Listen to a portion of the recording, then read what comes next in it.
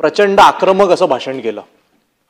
मला वाईट फक्त एवढ्याच गोष्टीचं वाटलं की एवढं आक्रमक भाषण करत असताना त्यांच्या पक्षाचे एका हाताच्या बोटावर मोजणे एवढे सुद्धा आमदार उपस्थित नव्हते. अध्यक्ष महोदय, खरं तर माझा आणि त्यांचा काही फार जुना परिचय नाही, पण हा त्यांच्यावर अन्याय आहे. त्यांना आपण मंत्रिमंडळात घेतलं नाहीत. मुंबई अध्यक्ष अनेक वर्ष आम्ही ऐकतोय करणार ते नाही करत. किमान आपल्या प्रतोदाना माझी विनंती आहे की त्यांना आदित्यजींच्या भाषणाला उत्तर द्यायचं होतं तर किमान पहिलं किंवा दुसरं तरी भाषण द्यायला पाहिजे होतं. काही हरकत नाही, पुढच्या वेळी आपण त्यांना लवकर भाषण द्याल म्हणजे त्याला उत्तर सुद्धा त्यांना मिळेल. कसं आहे की आपण म्हणालात तसं आदित्य ठाकरे साहेबांनी या संपूर्ण प्रस्तावाची सुरुवात केली आणि विरोधी पक्षाचा संपूर्ण काय प्रस्ताव आहे त्यावर ते जवळपास तासभर बोललेले आहेत. त्यामुळे मी काही संपूर्ण प्रस्तावासंदर्भात बोलणार नाही, कारण माझ्यानंतर सुद्धा विरोधी पक्षाच्या अनेक आमदारांना इकडे बोलायचंय. अध्यक्ष महोदय, या प्रस्तावावर जर आपण नीट सगळे मुद्दे वाचलेत तर त्यामध्ये मुंबईतील वांद्रे पूर्व विभागातील रखडलेला पुनर्विकास प्रकल्प याचा देखील उल्लेख आहे. अध्यक्ष महोदय, मी ज्या विभागाचं प्रतिनिधित्व करतो वांद्रे पूर्व, हा वांद्रे पूर्व विधानसभा सध्या एक गोल्ड माइन म्हणून ओळखला जातोय. एका बाजूला BKC सीलिंग सुद्धा कनेक्शन आहे, वेस्टर्न एक्सप्रेस हायवेचं कनेक्शन आहे, आता नवीन हायकोर्ट येणार आणि म्हणून आता 5 वर्षापूर्वी जे भाव होते त्याच्या जवळपास दुप्पट हे भाव झालेले आहेत. पण असं असताना तिकडची वस्तुस्थिती काय अध्यक्ष महोदय? 43 SRA प्रकल्प हे सुरू असून सुद्धा तिकडच्या गोरगरीब नागरिकांना अजूनही त्यांच्या हक्काची घरं मिळत नाही. खरं तर SRA ही जे काय संपूर्ण व्यवस्था निर्माण केली गेली ही गोरगरिबांना घरं देण्याकरता निर्माण करण्यात आली. यापूर्वी काय झालं, कुठल्या सरकारने काय केलं, तुम्ही काय केलं, मी काय केलं, यावर मी काय बोलणार नाही, कारण दॅट इज एंडलेस. मी जेव्हापासून निवडून आलो मी तेवढंच आपल्याला सांगू इच्छितो. अध्यक्ष महोदय, मी प्रामाणिकपणे प्रयत्न करतोय की जास्तीत जास्त पुनर्विकास प्रकल्प हे मार्गी लागले पाहिजेत. पण दुर्दैवाने SRAची जी संपूर्ण संस्था आहे ही गोरगरिबांना घरं देण्याच्या ऐवजी बिल्डरांचं भलं कसं व्हावं याकडे कुठेतरी त्यांचं जास्त इन्क्लिनेशन आहे का असं सारखं माझ्या मनात मला वाटू लागलेलं. गेल्या अधिवेशनामध्ये शिवालिक व्हेंचरची जी काही 3K ची स्कीम आहे त्या संदर्भात मी एक लक्षवेधी मांडली होती. वेगवेगळ्या जे काही सगळे पुनर्विकास प्रकल्प रखडले त्या संदर्भात मी सांगितलेलं. मुंबईतली एकमेव क्लस्टर योजना 3K स्कीम ही माझ्या मतदारसंघात आहे. 22 मिनिटं लक्षवेधी चालली. लक्षवेधीच्या शेवटी मला माननीय उपमुख्यमंत्री एकनाथ शिंदे साहेबांनी सांगितलं की आपण एक जॉईंट मीटिंग घेऊ आणि या सगळ्या प्रश्नांना उत्तर देऊ.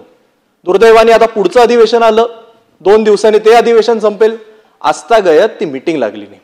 आणि त्यामुळे माझी आपल्याला विनंती आहे की आपण आदेश शासनाला द्यावे की on floor of the house जेव्हा आपण सांगतो की मीटिंग घेऊ, किमान ती मीटिंग तरी झाली पाहिजे. अध्यक्ष महोदय, विरोधक म्हणून अधिवेशन हे आमचं एकमेव प्लॅटफॉर्म आहे जिकडे आम्ही आमची व्यथा मांडू शकतो आणि तुम्ही आमचे पालक आहात, आम्हाला तुमच्याकडनं अपेक्षा आहे. अध्यक्ष महोदय, आज या शिवालिक व्हेंचर्सची इतकं हळू गतीने काम चालू आहे, त्याची हायकोर्टात सुद्धा केस चालू आहे. तिकडे जेव्हा लोकांचं निष्कासन करण्यात आलं तेव्हा जे फर्स्ट फ्लोअरवर राहत होते त्या लोकांना अक्षरशः ॲग्रीमेंट करून दिलेले आहेत की तुम्हाला आम्ही घरं देणार. काही वर्ष त्यांना भाडी सुद्धा दिली, व्यवस्थित ॲग्रीमेंट आहेत. आणि मग आता सांगतात आता शासनाचा निर्णय आम्ही देऊ नाही शकत. मग जर शासनाचा निर्णय होता तर तुम्ही काही वर्ष भाडी का दिली, तुम्ही ॲग्रीमेंट का बनवून दिल्या? आणि त्यामुळे या स्कीम मध्ये अडकलेले 250 लोक जे 1+1च्या वरच्या माळ्यावर राहतात, ज्यांच्याकडे म्हाडाच्या वेगवेगळ्या रिसीट आहेत, त्यांच्याबद्दल सुद्धा अध्यक्ष महोदय माझी अपेक्षा आहे की लवकरात लवकर निर्णय झाला पाहिजे. अध्यक्ष महोदय, तिकडे आंबेवाडीचा परिसर आहे, सगळे बौद्ध बांधव आणि भगिनी तिकडे राहत असतात. त्यांचा अनेक वर्षांपासून अनेक दिवसांपासून विषय आहे की आमचं बुद्ध विहार हे कसं होणार, त्याचं डिझाईन कसं असेल, एवढं एकदा विकासकांनी पुढे यावं, ट्रान्सपरन्सी असावी, एखादी जॉईंट मीटिंग लावावी. आणि तिकडे आपल्याला विश्वास बसणार नाही, तब्बल 8 ते 10 हजार बौद्ध बांधव आपले राहतात. त्यांचं म्हणणं आहे की आमची एकच मागणी आहे, एक चांगलं सुसज्ज बुद्ध विहार आम्हाला द्या. ते देखील होत नाही.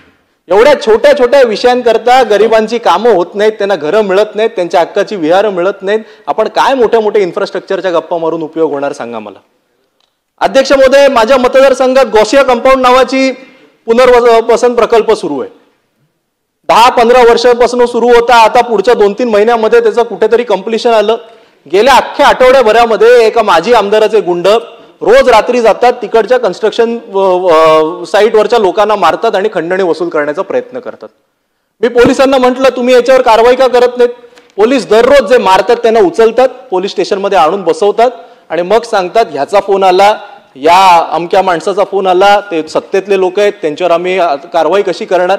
मग अध्यक्ष महोदय, एका बाजूला सरकारने सांगायचं की आम्हाला गोरगरिबांना घरं द्यायची आहेत आणि दुसऱ्या बाजूला सत्तेत असलेल्याच माणसांनी प्रकल्प थांबवून कुठेतरी खंडणी वसूल करण्याचा प्रयत्न करायचा.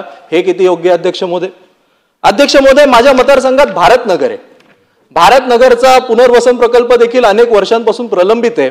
डिसेंबरमध्ये जेव्हा कोणती ॲग्रीमेंट न करता तिकडचा विकासक अदानी जेव्हा ते तोडकाम करायला गेले तेव्हा JCB समोर सुद्धा उभा राहणारा मीच होतो. माझी एवढीच मागणी होती की आपण ज्या काही जर आपण एविक्शन करत असाल तर किमान प्रत्येक झोपडी धारकाबरोबर आपण ॲग्रीमेंट केल्या पाहिजेत. आता त्या विकासकांनी 100% लोकांबरोबर ॲग्रीमेंट केलंय, ते मान्य आहे, पण ती जमीन म्हाडाची आहे, गॅझेटेड म्हाडाचा लेआउट आहे. मग त्यांची मागणी आहे, जर आम्ही म्हाडाचे मूळ धारक आहोत तर आम्हाला 3310च्या अंतर्गत का, आम्हाला 33(5)च्या अंतर्गत म्हाडाच्या माध्यमातून पुनर्विकास का करण्यात येत नाही? आणि तो आता विषय हायकोर्टात प्रलंबित आहे. अध्यक्ष महोदय, माझी आपल्याला विनंती आहे, हायकोर्टामध्ये हा विषय प्रलंबित असताना शासनाने सुद्धा ही भूमिका घेतली पाहिजे की होय, हे म्हाडाचं गॅझेटेड लेआउट आहे, इकडचं पुनर्वसन हे म्हाडाच्या तहतच करणार, कारण गव्हर्नमेंट नक्की काय से देते ह्यावर आता त्याचा पुनर्विकास हा सगळा प्रलंबित आहे. अध्यक्ष महोदय, माझ्या मतदारसंघामध्ये जो काही हायकोर्ट उभा राहतोय तिकडे गौतम नगर नावाची वसाहत होती आणि चांगल्याला चांगलं म्हणणं एवढं माझं मोठं मन आहे. मी खरंच मनापासून मुख्यमंत्री महोदय आणि PWD मिनिस्टर शिवेंद्रराजे भोसले साहेबांचं अभिनंदन करतो, कारण 2 अधिवेशनात मी वारंवार त्यांच्याकडे पाठपुरावा केला आणि सांगितलं की या लोकांना कुठे मालाड, मालवणी, मुंबईच्या बाहेर वसई विरारला पाठवण्यात येते, कुठेतरी यांचं पुनर्वसन वांद्र्यातच झालं पाहिजे. आणि कधी न होता 3 महिन्याच्या आत निर्णय झाला आणि अख्ख्या 2 इमारतींमध्ये गौतम नगरच्या लोकांना तिकडे 3 महिन्यामध्ये शिफ्टिंग देण्यात आलं. पण अध्यक्ष महोदय, केलं ना अभिनंदन, चांगलं केलं, चांगलंच म्हणणार. पण अध्यक्ष महोदय, मला सांगा, एवढा चांगला निर्णय घेतल्यानंतर अपेक्षित काय होतं? मीरबाई, पुरा बिल्डिंग रेडी आहे, OC पण आली आहे, पण एकत्र चावे नाही दिल्या, शिफ्टिंग नाही केलं. काय सुरू केला कार्यक्रम SRAनी?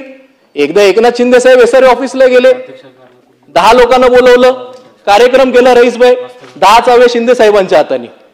पुढच्या महिन्याला आशिष शेलार साहेब गेले, पालकमंत्री, त्यांना काहीतरी म्हणजे ते बर्थडेला गिफ्ट देतात ना तसं, आशिष शेलार साहेब गेले, त्यांना परत एकदा 10 लोकांना बोलवलं, त्यांच्या हाताने चाव्या. नंतर मला फोन केला, तुझा पण विरोध नको, स्थानिक आमदार म्हणून तू ये, माझ्या हातून 10 चाव्या. OC येऊन 2 महिने झाले, चाव्या देत नाहीत. त्यानंतर काय केलं? शिंदे गटाच्या पदाधिकाऱ्यांना बोलवलं, आता भाजपच्या पदाधिकाऱ्यांना बोलवणार आहे. अध्यक्ष महोदय, काय पोरखेळ लावून ठेवलंय? गोरगरिबांच्या घरांशी आपण त्याचा पॉलिटिकल इव्हेंट करतोय. मी म्हणतो ना, तुम्ही मुख्यमंत्री महोदय असतील, उपमुख्यमंत्री महोदय असतील, त्यांच्या हाताने चावे वाटा, पण सगळी घरं तयार आहेत, OC आलेली आहे, मग SRAचे अधिकारी केवळ मंत्री महोदयांसमोर स्वतःची कॉलर टाईट करायला कशाला हिशोबाची करतात? काय मिळणार आहे करून? अध्यक्ष महोदय, खरं म्हणजे SRAच्या CEOंना जे पुनर्वसन प्रकल्पामध्ये बिल्डर काम करत नाही त्यांना सुओ मोठो 13-2 म्हणजे विकासकाला काढून टाकण्याची कारवाई करण्याचे संपूर्णपणे आपण त्यांना ताकद दिली. मी म्हणालो तसं माझ्या मतदारसंघातील 43 प्रकल्प रखडलेले आहेत. काही बिल्डर हे स्वतःहून प्रयत्न करतायत, सोसायटीची सुद्धा मागणी नाही यांना काढू नका, ठीक आहे, पण असे अनेक प्रकल्प आहेत जिकडे सोसायटीचे लोक मला येऊन भेटले, मला म्हणाले आम्ही 19 वर्ष घराच्या बाहेर राहतोय, आम्हाला रेंट मिळत नाही, मद्रासवाला नावाचा प्रकल्प आहे, आणि सांगितलं की ह्याच्यावर काहीच कारवाई होत नाही.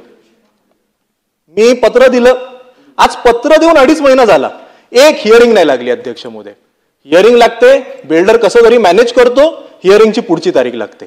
लोढा साहेब, अजूनपर्यंत आपण त्याला काढू नाही शकलो. पहिला LO आहे 2006चा, आज आपण 2025 मध्ये होत.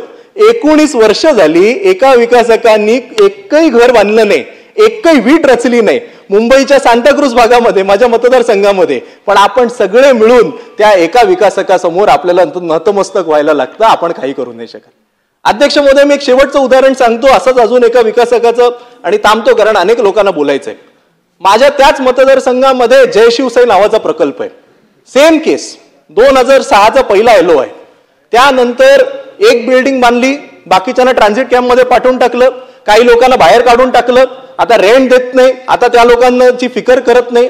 मी निवडून आलो, मी सगळ्यात आधी काय केलं की बाबा या विकासकांनी त्याचा परफॉर्मन्स नाही, तो प्रोजेक्ट पूर्ण करू शकत नाही, त्याच्याकडे फायनान्स नाही, त्याला 13-2 मध्ये निष्कासित करण्यात यावं. अध्यक्ष महोदय 3 महिने झाले SRAंनी मला उत्तर नाही दिलं. अध्यक्ष महोदय त्याच जय शिवसाईमध्ये त्यांच्या स्लम सोसायटीच्या इलेक्शन लागलेल्या.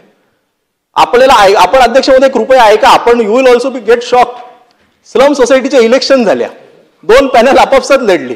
एका पॅनलचे 10 निवडून आले, दुसऱ्या पॅनलचे 9 निवडून आले. आमदाराच्या पत्राला 3-3 महिने उत्तर लागत नाही. ज्या पॅनलचे 9 निवडून आलेले ते विकासकाकडे गेले, सांगितलं की आम्ही तुलाच रिटर्न करतो. एक साध्या पेपरवर पत्र दिलं आणि सांगितलं निवडून आलेल्या एका सदस्याला डिस्क्वालिफाय करून टाका. आज पत्र दिलं, उद्या ऍडिशनल कलेक्टर SRAंनी हिअरिंग लावली, एका दिवसात डिस्क्वालिफाय करून टाकलं. का? निवडणूक होऊ नये, 9-9 झाले. ही गोष्ट झाली 10 मेला. आजची तारीख पहा. त्यानंतर वारंवार आजपर्यंत त्या स्लम सोसायटीला अध्यक्ष आणि सचिव आम्ही नेमू नाही शकलोय. 4 वेळा ती इलेक्शन लागली. जो इलेक्शन ऑफिसर असतो ना लोढा साहेब, त्याला मी अतिशय जबाबदारीने सांगतो, एक मंत्रिमंडळातला मंत्री हा SRA मध्ये फोन करतो, माझ्याकडे पुरावेत, मी पुराव्याशिवाय बोलत नाही, फोन करतो आणि सांगतो इलेक्शन होऊ नये द्यायची. 2 वेळा इलेक्शन ऑफिसर, इलेक्शन लागली, नोटीस आली, लोक जमली, इलेक्शन ऑफिसरनी फोन स्विच ऑफ करून टाकला. शेवटी मी SRAत गेलो, बोला काय फालतूगिरी लावून ठेवली आहे, पुनर्विकास होणार कसा? काय केलं? इलेक्शन ऑफिसर बदली केला, नवीन इलेक्शन ऑफिसर नेमला. तो इलेक्शन ऑफिसर सुद्धा कधी म्हणतो पाऊस जास्त पडलाय, निवडणूक लावतो, निवडणुकीच्या दिवशी येतच नाही. आज अध्यक्ष महोदय 4 वेळा सेक्रेटरी आणि अध्यक्षाची स्लम सोसायटीची इलेक्शन होऊ शकली नाही, केवळ अधिकाऱ्यांच्या रॅकेटमुळे. कसं आपण पुढे जाणार अध्यक्ष महोदय, कसं पुढे जाणार? माझा एक शेवटचा विषय तेवढंच मी बोलून सांगणार आहे. अध्यक्ष महोदय काय आहे की यापूर्वी आम्ही काय केलं, 2.5 वर्षामध्ये काय झालं, आता आपण काय करतोय, हे सगळं आपण वारंवार राजकारण करत राहू. पण अध्यक्ष महोदय एक सरळ सोपा GR आपल्याला सगळ्यांना मान्य आहे की एका अधिकाऱ्याची एका डिपार्टमेंटमध्ये नेमणूक झाली की 3 वर्षानंतर त्याची बदली करायची असते. मग अध्यक्ष महोदय SRA मध्ये ते का होत नाही? SRA मध्ये का होत नाही? एवढ्या राजकारणाची उलथापालथ झाली, 4 पक्षाचे 8 पक्ष झाले, वेगवेगळी समीकरणं जुडली गेली. पण 2017 साल से रईस भाई जो अधिकारी थे ना, 2017 से, तभी कौन था पावर में? Shivsena united, BJP.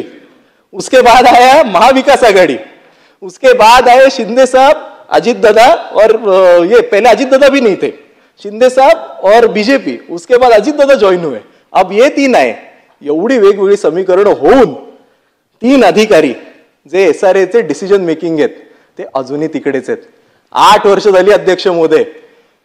Bawankule madam ज्या या रजिस्ट्रार आहेत, ज्या या इलेक्शन जबाबदारी घ्यायची त्यांची ज्यांच्यावरील जबाबदारी आहे, निबंधक आहेत, 2018 सालची नियुक्ती आहे, 7 वर्ष झाले. का बदली होत नाही अध्यक्ष महोदय? सरकार बदलतायत, मंत्री बदलतायत, म्हणजे सरकार आणि मंत्री जबाबदार नाहीये. विकासक ठरवणार आता मुंबई कशी चालणार? अध्यक्ष महोदय उत्तरं मिळाली पाहिजेत. मिटकर 2017 सालची त्यांची नियुक्ती आहे, 8 वर्ष झाले अजून बदली नाही. अध्यक्ष महोदय वाणी नावाचे इंजिनियर आहेत, 17 वर्ष झाले. यांचं मूळ डिपार्टमेंट कुठलं आहे माहितीये? Water resources. वॉटर रिसोर्सेसचा इंजिनियर आहे, 17 वर्षापूर्वी SRAत आलाय. आज SRA मध्ये तो एक्झिक्युटिव्ह इंजिनियर बनला, त्याची अजूनही बदली नाही झाली. 17 वर्षापूर्वी कोणाचं गव्हर्नमेंट होतं, आता कोणाचं गव्हर्नमेंट आहे, तेव्हाचे आमदार होते नाही, अजून आहेत नाही माहिती नाही, पण वाणी आहेत तिकडे आहेत.